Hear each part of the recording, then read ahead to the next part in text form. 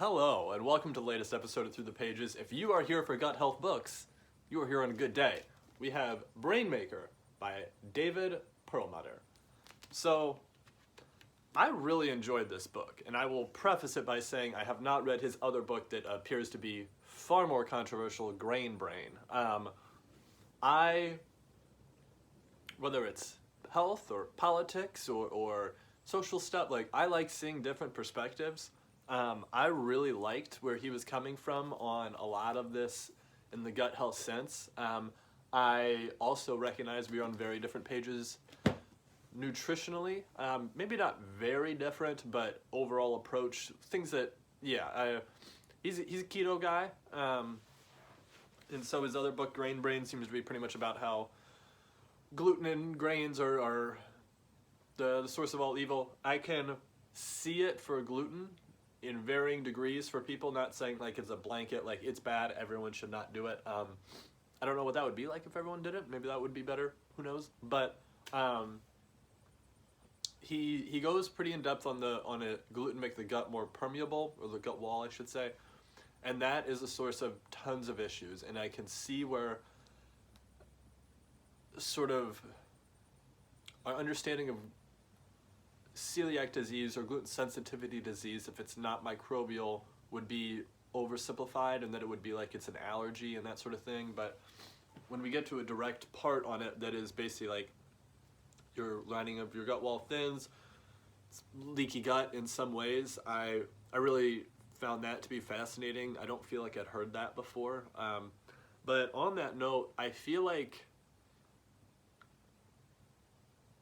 he was a little bit more out of the box, and he even used that phrase in there. But some of the gut health books don't have anything that I would say is like controversial in them, and that's not to say it's a bad thing, but I think at a certain point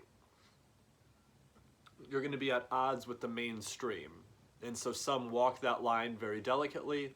Somebody like, I've never fucked with the mainstream, I'm doing my thing. So I feel like there's some of that in him.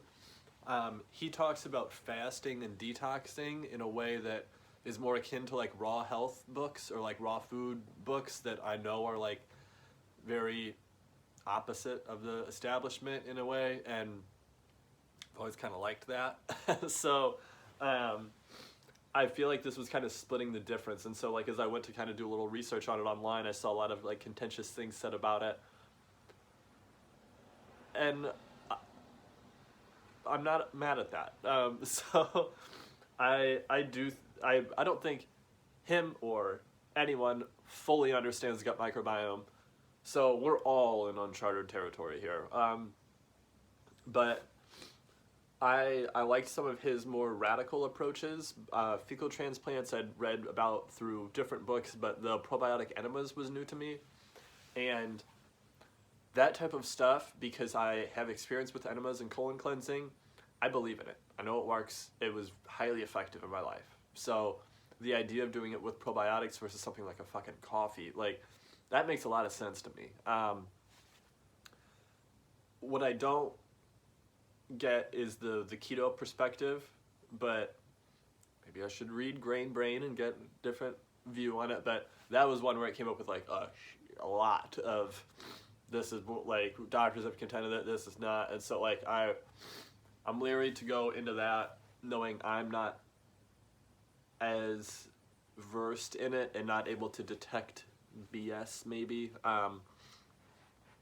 So in terms of gut health books, like this is top 3 that I've read, honestly. And like, so whether the other parts of it are contentious, or I could, hand it to someone and be like, but hey, I don't recommend eating that much animal protein, and he's pretty moderate on it. I should say it's not the typical like heavy carnivore paleo sort of keto diet. It's, I think he said 75% plants for your plate and then 25% protein, which is a great ratio, honestly. Like if people were like, hey, that's all I'm doing, like it's not a big massive steak and I put like 2 pieces of broccoli there to feed my microbiome, like that's bullshit. That I see carnivores doing that, and like the little speck of plants on there to balance it out. Like, no, you're starving your microbiome. So we were close enough on that it wasn't like a full like, oh, I can't fuck with this book, but like,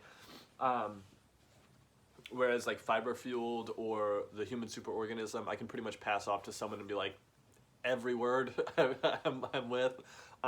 This was a little bit less, but also got deeper onto some points that I really like. And I just spoke at a mushroom festival in Southern Illinois and did like an hour-long talk on gut health, and got some really good questions afterwards. And one guy had ulcerative colitis, and I kind of shared as much information as I could. You know, obviously not a doctor, not, you know, attempt to fix anything in that realm, but like, then I finished reading this and I was like, damn, I probably would have recommended the probiotic enema. So I feel like he's pretty forward thinking, and fecal transplants are not something that's really welcomed in America. Other countries are doing it. We only do it here for if someone's at a risk for C. diff. But I feel like that should be expanded as we figure out how the heck to do that in a regulated way. But I liked that book a lot. I really do, and like maybe that would bite me in the butt somewhere where somebody like, dude, that dude, he's not in the community or whatever, but like, because as I Googled it, it was like contentious stuff. But let me explain why I trust it so much. These are all the cited sources, and I know it's probably impossible to see, but all just scientific papers. Like, so many per chapter. It was very well researched. Chapter 2 had 43 sightings of clinical papers. Like, it can't be that much BS. So I think Grain Brain would be a harder one, where it would be harder to read and try to discern as I go, where this, a lot of it was similar to things I've read in other books. So like that to me made it not contentious. But there are parts where I could see where he was kind of angling and going and didn't like it, but in general, on the gut health specific stuff, top notch. But like every book, you just have to read it with your bullshit detector on. You know, you gotta see what works for you. But I do think that this was one of the most information-packed books I have read on gut health. Yeah, so it's kind of like politics being like a center. There's left, right. I'm left. But in gut health, if sort of plant-based is like the centerist, he's on the right, but not crazy far. So it wasn't too much for me to contend with. So one of the best gut health books I've read. A lot of recipes in the back, a lot of that I would not recommend, but yeah, in general, very good. I think that's enough rambling on that book. I got one more review to knock out, and then I'm going to get in the kitchen and make a bunch of kimchi for the gut healths of my community.